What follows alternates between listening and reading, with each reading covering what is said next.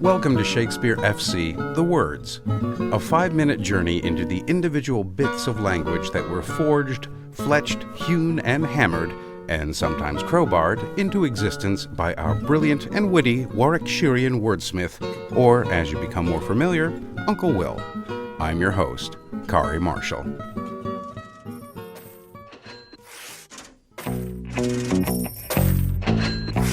Today we begin not in the banking boardrooms on Wall Street, the city, or even in the square mile, but rather in the back of your closet, or wardrobe.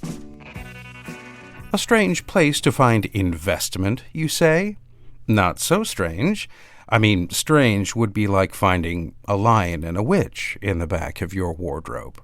And speaking of Mr. C.S. Lewis, or Uncle Louis, perhaps? Anyway, the Chronicle of Narnia chronicler just so happened to have a few thoughts on our very own uncle, and in 1939 wrote a rather famous essay on perhaps William's best work, titled Hamlet, the Prince, or the Poem. And that would just so happen to be the very play in which William would use investment. Ah, synergy. A quick recap. Hamlet's dad dies while taking a snooze in his orchard. His mother gets over this rather quickly and marries her former brother-in-law. Hamlet, meanwhile, has been rather smitten with Ophelia, the daughter of the chief counselor to the king, Polonius, and has expressed his smittenness with a litany of love tokens.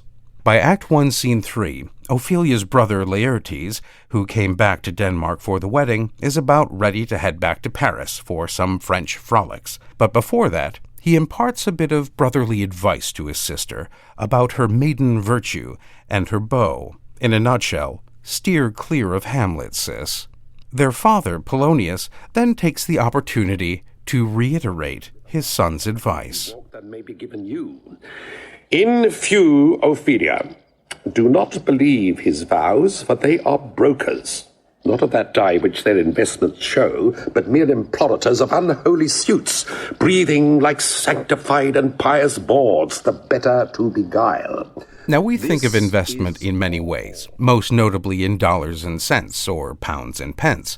It could also be in reference to one's time. Many an hour have I invested in attempting to teach iambs, trochees, and feet to rather weary students, and we shan't go into the ROI of that. Uncle Will would invoke investment a few years earlier in a more couture context in his Henry IV Part 2. To invest someone originally meant quite literally to dress them up. Think vestments. To robe a king in velvet. To cloak a bishop in splendor. To swaddle an authority figure in fabric and ceremony. In Henry IV, dignity itself comes with an investment of royal robes. In Hamlet, Polonius frets about apparel as a kind of moral endowment. Investment comes to us by way of the Latin, investire, with in meaning, well, in or upon, and vestire, to clothe, dress, or adorn, and that was derived from vestis, which meant garment or a robe. That moved through the Old French investir to the Middle English investin, landing on a type of investiture of rank, land, or dignity. And finally, all dolled up as investment. Fast forward a few centuries, and our regal robes transformed to recorded receipts, our coveted cloaks to quarterly reports, and our bedazzled bodices to balance sheets. You know, every time I think about the time we spent together, I'm put in mind of a saying attributed to Benjamin Franklin, who said, "An investment in knowledge pays the best interest." And I find that rather interesting. Well, alas and alack, my friends, that is all we have time for. Join us again next time for another hopefully informative journey into the mind of Uncle William. I'm Kari Marshall. Farewell until next time. Shakespeare Full Circle is a production of WGTE Public Media and is sponsored in part by the generous support of the Cowie Family Charitable Trust and Michelle and Kelvin McElwain. All previous episodes are available at wgte.org/sfc and wherever you get your podcasts.